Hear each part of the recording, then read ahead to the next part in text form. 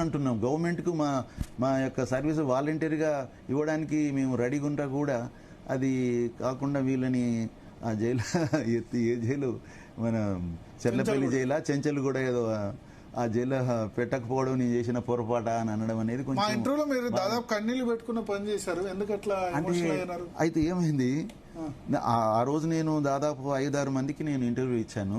మీ వారు వచ్చినప్పటి కంటే 5 నిమిషాల ముందు వారు నాకు ఒకటి పెట్టారు అన్నట్టు, ఎక్స్క్లూసివ్లీ రేవంత్ రెడ్డి గారు నా గురించి కామెంట్ చేసింది అన్న 1 నిమిషం 30 సెకండ్ 40 సెకండ్స్కి. అది అయినా అది చూసిన 4-5 నిమిషాలకి మీ యొక్క ఇంటర్వ్యూ స్టార్ట్ అయింది. అందులో మనోడు అడిగిన ప్రశ్నకు నాకు అడిగినప్పుడు నాకు అది గుర్తొచ్చింది అన్నట్టు.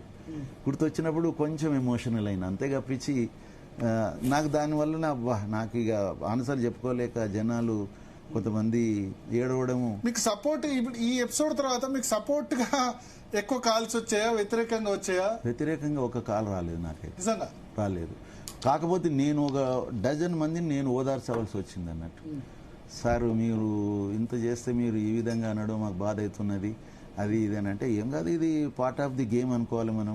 మనం ఏది ఆశించకుండా చేసినప్పుడు కొన్ని వస్తుంటాయి, కాబట్టి మీరేమి చేయకండి అని.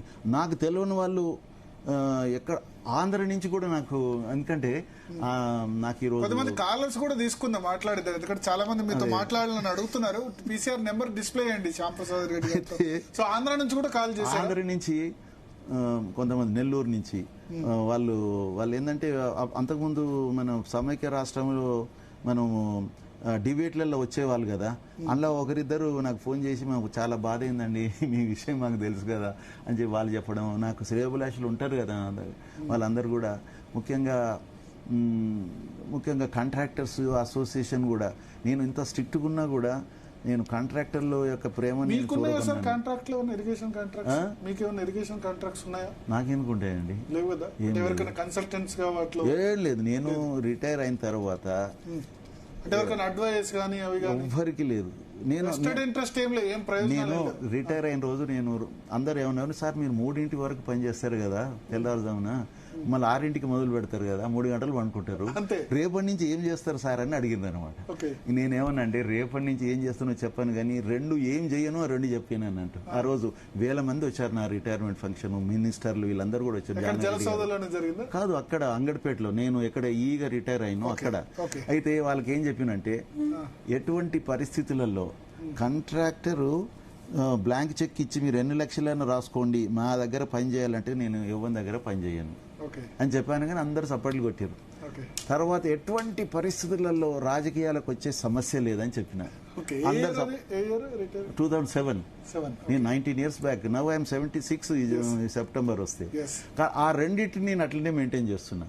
I never work with any company, I never work, నాకు ఏ రాజకీయ పార్టీతో సంబంధం లేదు, ఏ రాజకీయ పార్టీ ఇంట్రెస్ట్ లేదు, నయా పైసా లేదు. టోటల్లీ నేను నాకు వచ్చే పెన్షన్ మీదనే బతున్నా కానీ నాకు ఇంకా ఎక్స్ట్రా తెలంగాణ. ఎందుకంటే తెలంగాణ ఉద్యమంలో పాల్గొన్నాము, దాని తర్వాత తెలంగాణ వచ్చిన దాంట్లో దాని పునర్నిర్మాణంలో పాల్గొన్నాము. దాని తర్వాత ఇందులో ఐ హ్యావ్ రిటైర్ అయిన తర్వాత చాలా అసలు ఇరిగేషన్ రంగంలో చాలా డబ్బులు వచ్చాయి, చాలా పెద్ద పెద్ద కంపెనీలు వచ్చాయి. మీరు జాయిన్ అవుతే కనుక తీసుకునేందుకు చాలా మంది రెడీ ఉండి అవన్నీ వదులుకున్నారు.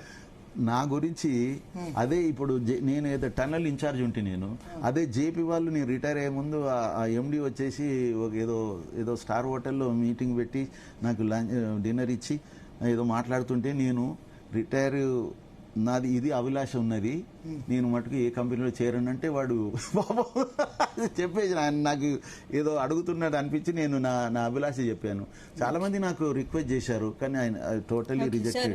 మీతో మాట్లాడడానికి కాలర్స్ రెడీగా ఉన్నారు, ఒకసారి తీసుకుందాం. రవీందర్ రామగుండం నుంచి.